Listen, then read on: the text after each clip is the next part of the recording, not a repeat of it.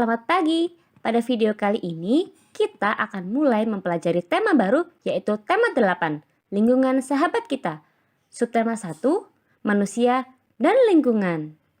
Fokus materi kali ini adalah tentang mata pelajaran ilmu pengetahuan alam. Tujuan pembelajaran kita pada video kali ini antara lain, yang pertama, dapat mengenal pentingnya air bagi kelangsungan makhluk hidup. Yang kedua, dapat menjelaskan terjadinya siklus air. Dan yang ketiga, dapat menjelaskan keberadaan air di permukaan bumi. Air merupakan salah satu sumber daya alam yang memiliki banyak manfaat bagi makhluk hidup. Semua makhluk hidup di bumi membutuhkan air untuk kelangsungan hidupnya. Bagi manusia, air dapat dimanfaatkan secara langsung maupun secara tidak langsung. Secara langsung, air dimanfaatkan untuk minum, mandi, memasak, mencuci, membersihkan lantai, menyiram tanaman, dan masih banyak lagi. Manfaat air secara tidak langsung dapat kamu jumpai pada PLTA atau kepanjangannya yaitu pembangkit listrik tenaga air. Aliran air dimanfaatkan untuk menghasilkan listrik pada pembangkit listrik tenaga air. Misalnya kalau di Malang, kita bisa menjumpainya pada PLTA Selorejo dan Sutami. Selain manusia, hewan dan tumbuhan juga memanfaatkan air. Bagi hewan, air bermanfaat untuk minum, mendinginkan dan membersihkan tubuh, serta sebagai tempat hidup bagi hewan air. Sementara itu, bagi tanaman, air membantu tumbuhan dalam proses fotosintesis. Air memiliki banyak manfaat bagi kelangsungan hidup makhluk hidup.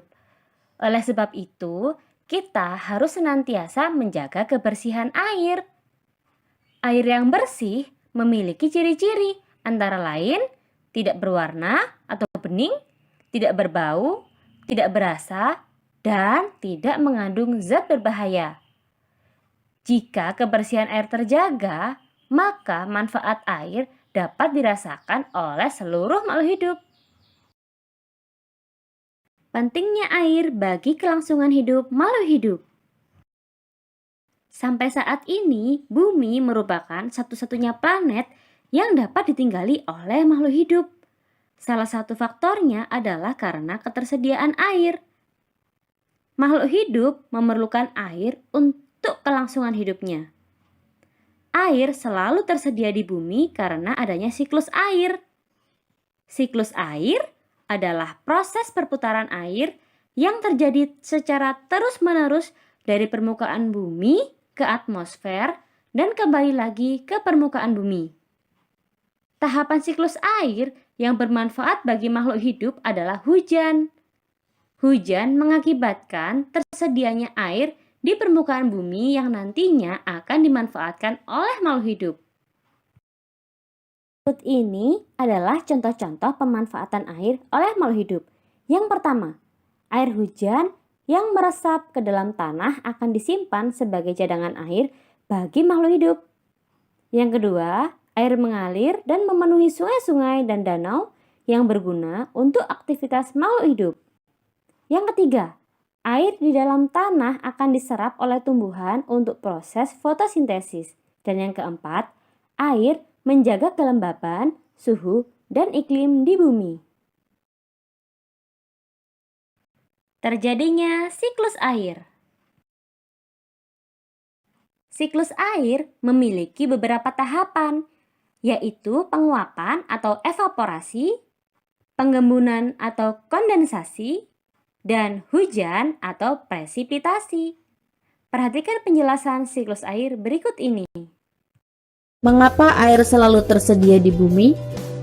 Ini karena air mengalami siklus hidrologi. Tahukah kalian apa itu siklus hidrologi dan bagaimana prosesnya?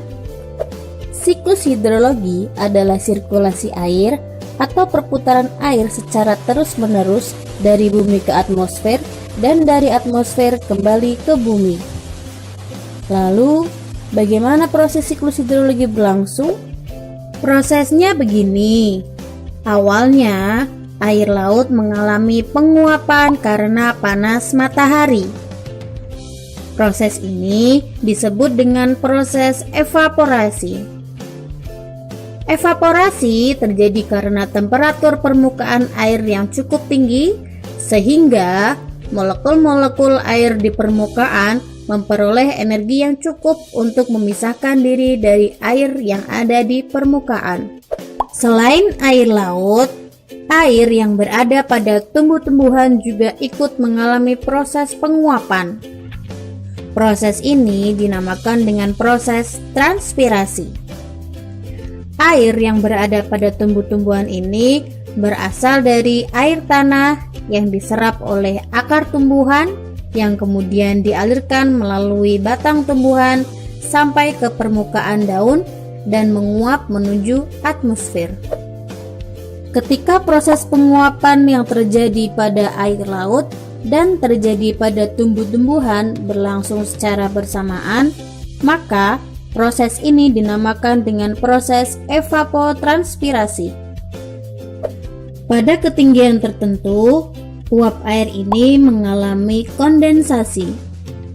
Kondensasi merupakan proses perubahan wujud uap air menjadi titik-titik air akibat adanya perubahan temperatur udara. Proses ini terjadi ketika temperatur udara pada ketinggian tersebut relatif lebih rendah hingga berubah menjadi titik-titik air. Lalu, kumpulan titik-titik air ini membentuk sebuah awan. Dan kemudian, awan tersebut berubah wujud dari uap air di atmosfer menjadi curahan atau jatuhnya air ke permukaan bumi, atau biasa kita kenal dengan hujan. Proses ini disebut dengan proses presipitasi. Ketika proses ini terjadi di daratan, maka awan akan menghasilkan curahan berupa air. Sedangkan ketika proses ini terjadi di dataran tinggi dengan tekanan udara yang rendah, maka awan akan menghasilkan curahan dalam bentuk salju dan juga es. Berikutnya, air yang dihasilkan oleh presipitasi sebagian diserap oleh tanah dan sebagian lagi mengalir di permukaan tanah. Air yang diserap oleh tanah disebut dengan infiltrasi, yaitu gerakan air ke bawah melalui permukaan tanah ke dalam lapisan tanah yang teratas. Infiltrasi menyebabkan air dapat tersedia untuk pertumbuhan tanaman dan air tanah terisi kembali. Sedangkan air yang mengalir di permukaan tanah disebut dengan runoff, yaitu proses pergerakan aliran air di permukaan tanah melalui aliran selokan, kanal, sungai, dan anak sungai. Umumnya, runoff terjadi karena air yang mengalir tidak dapat diserap lagi oleh tumbuhan dan tanah.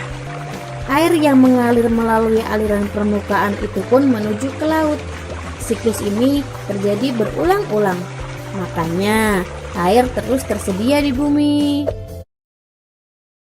Keberadaan air di permukaan bumi.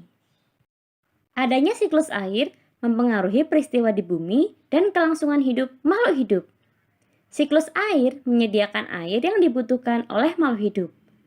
Hujan turun membasahi permukaan bumi. Di daratan, air hujan dapat langsung mengalir ke sungai atau danau, dan ada juga yang diserap oleh tanah. Proses penyerapan air ke dalam tanah dinamakan infiltrasi. Sungai merupakan sumber air yang banyak dimanfaatkan oleh makhluk hidup. Sungai terbentang dari hulu hingga hilir. Hulu merupakan bagian awal terbentuknya sungai, sedangkan hilir merupakan bagian akhir sungai yang terletak berdekatan dengan laut. Sungai mendapatkan air dari mata air, aliran air dalam tanah, dan aktivitas masyarakat. Sungai dimanfaatkan oleh manusia untuk berbagai aktivitas seperti olahraga, sarana transportasi, irigasi sawah, aktivitas rumah tangga, dan lain sebagainya. Pada hari yang terik, panas matahari mengakibatkan air sungai menguap. Hal ini berdampak pada berkurangnya persediaan air sungai, terlebih saat musim kemarau. Jumlah air yang menguap jauh lebih banyak sehingga mengakibatkan beberapa daratan mengalami kekeringan. Oleh karena itu, kita harus menghemat persediaan air. Contoh pemanfaatan sungai adalah sebagai berikut.